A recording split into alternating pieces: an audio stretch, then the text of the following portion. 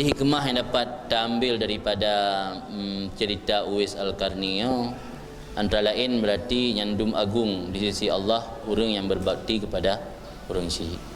Karena martabat aulianya sangat sulit untuk kita perdapatkan, kan mudah-mudah. Kalian pengorbanan Uwais gegendong mak dari Yaman Makkah dengan menempuh perjalanan ratusan kilometer. 600 kilometer jarak Aceh Medan.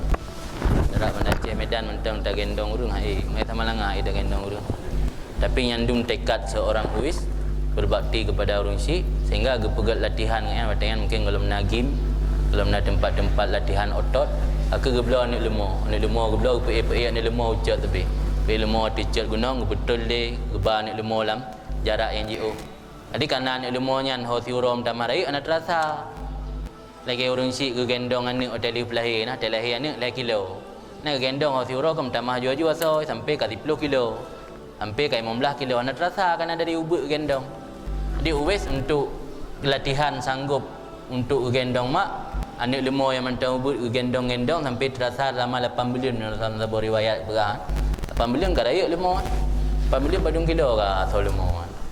Jadi anak terasa baru terjawab bau orang duduk. Oh lepaji latihan untuk gendong mak. Ada awal ikut orang pungau kan. Nasuk tepu pe. Ai pegak Uwais ke pungau ai kalian gendong nak lemah. Karena ego tak gendong nak lemah. Gendong nak lemah ego gemeh dah latihan kan untuk kesanggupan gendong mak. Berarti begitu mulianya balasan Allah Taala ke orang yang berbakti kepada orang tua. Kemudian hikmah yang kedua dapat kita petik tawadhu'nya Sayyidina Umar. Ini membuktikan meminta doa dan bertabaruk tidak mesti kepada orang yang mempunyai pangkat atau kebesaran. Siro khalifah yang punya jabatan dan urang raya gelake doa dan tabaruk bak urang hina dalam pandangan masyarakat. Kita tabaruknya nak meceh bak urang yang ada jabatan, nak meceh bubak abu yang nak dayah dia tak lake tabaruk, tak lake doa. Nyuna tunggu-tunggu orang saleh-saleh ngampung yang hana kesembut, tak anggap sepele anjir. Jadi kadang-kadang tak kan orang yang hana kesembut anggapnya orang biasa-biasa dalam pandangan mata tanya. Kadang-kadang bagaknya doa makbul. Di laki talaki doa keampunan tanya, talaki tabaruk hana meceh ba orang yang na jabatan. Bukti ji Khalifah Umar.